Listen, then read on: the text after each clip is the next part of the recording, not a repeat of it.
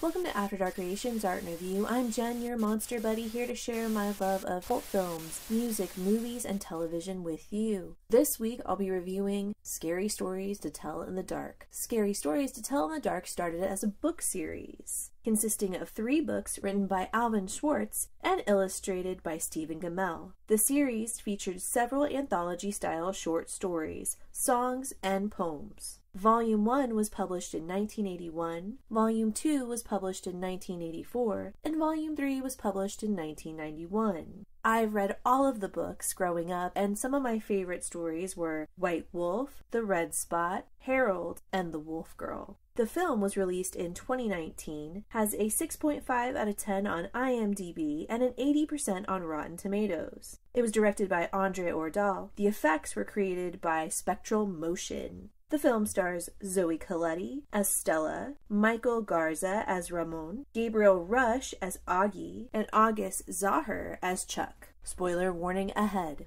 The film is set in 1968 in Mill Valley, Pennsylvania. Aspiring writer and horror fan Stella is getting ready for a prank-filled Halloween night with her friends Augie and Chuck. The trio prank town sadist, racist, and bully Tommy. They throw a bag of feces in his car, causing him to crash, and Tommy chases after them. They head to the local drive-in to hide, where drifter Ramon is watching Night of the Living Dead. The teens jump into Ramon's car, and he protects them from Tommy and his goons. The group befriends Ramon and takes him to the local haunted house, telling him the story of the infamous recluse and suspected murderess Sarah Bellows. Stella finds Sarah's book of scary stories in her room in the basement and evokes Sarah's spirit by asking her to tell her a story. Tommy finds the group and, along with Chuck's sister Ruth, locks them in the basement. Sarah's ghost releases the group and they escape. Stella offers her sofa to Ramon for the night to crash on after his car is vandalized by Tommy. Back in her room, Stella discovers a newly written story in Sarah's book, in which Tommy is chased down by the scarecrow Harold on his farm and is then transformed into a scarecrow. The effects of Tommy turning into a scarecrow are well done, and the design of Harold is right out of the book. The next day, Stella and Ramon go to investigate and find that Tommy has been turned into a scarecrow.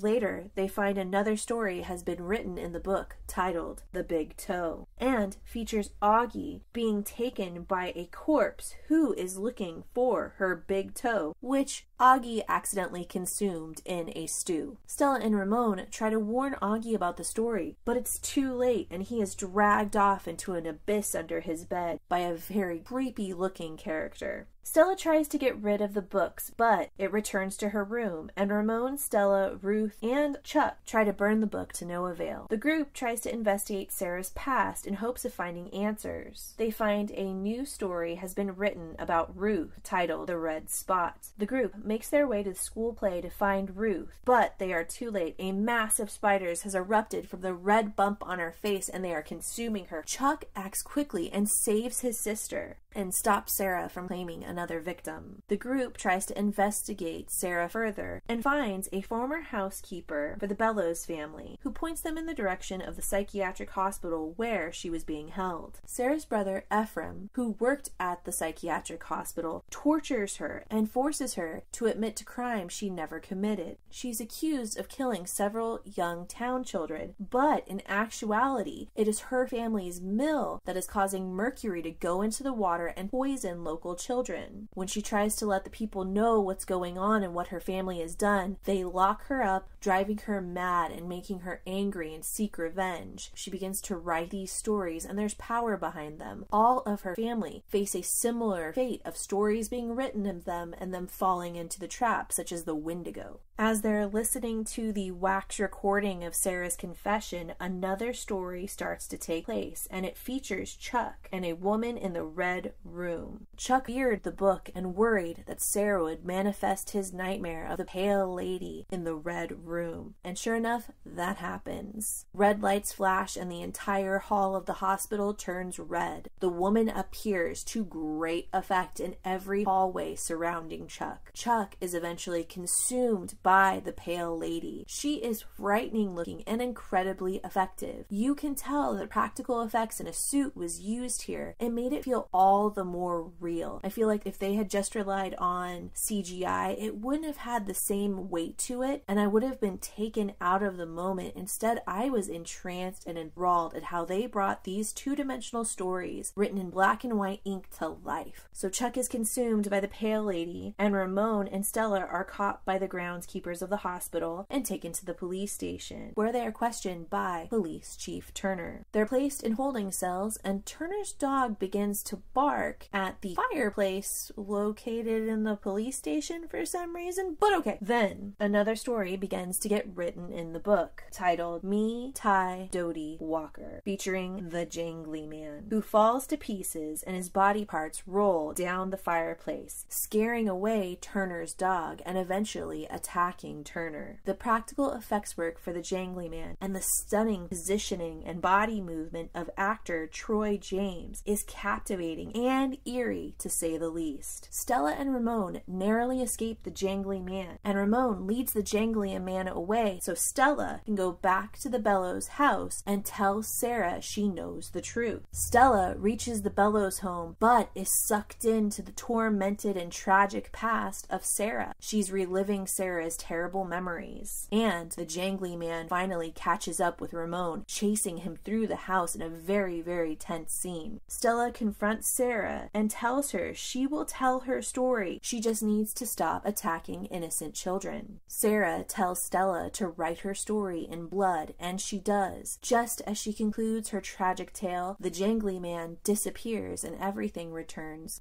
to somewhat normal. Unfortunately, those consumed by the stories have not returned. It appears that Sarah's ghost is now at rest. The final scene shows Ramon heading for service in Vietnam, and Stella promising to write him letters. Ruth, Stella, and her father go in search for what happened to her missing friends, leaving the story open for further depictions of other narratives from Scary Stories to Tell in the Dark. Personally, I think this one-off was perfect and it really doesn't need any sequels. It was done wonderfully. The effects from Spectral Motion paid homage to Gamel's original illustrations. I grew up with these books. I was really enjoying it. It was spooky but not too scary, and kind of towed the line just like the books used to. I remember reading the books thinking, man, I feel like I'm getting away with something by reading this. And I feel like if I was watching this movie at 10, 11, 12, I would still kind of have that same feeling, which if you're making a film based on a book series, you kind of want to have those same feelings evoked in your stories. I think that leads to a very successful interpretation of the source material. I would definitely recommend the film and the books for kids who are 12 plus that are just getting into horror, and adults who are fans of the original series. Now, let's get into how the film informs the art. I was inspired by the art of the original books and the depiction of how Spectral Motion interpreted the 2D renderings. I stuck with a black and white color palette and style, and I also paid close attention to Spectral Motion's designs of the characters. I love the haunting detail and wispy lines of the character, and I really tried to kind of capture that inky effect. The books of the film were very atmospheric and lent to a general state of unease. These books were my first indication that horror could be art. I remember trying to copy the style as a kid on my notebook and drawing pictures of the characters from the books, trying to replicate that look, thinking, wow, these are beautiful. So it was really nice trying to recapture that as an adult. I sort of felt like a kid again. I was very, very grateful for the opportunity to create some work based on a beloved series that is very dear to me. Tell me what you think about the movie in the comment section below, as well as tell me what is your favorite story from the Scary Story to Tell in the Dark series. As always, thank you for watching. I'm Jen, and let's keep it spooky, friends.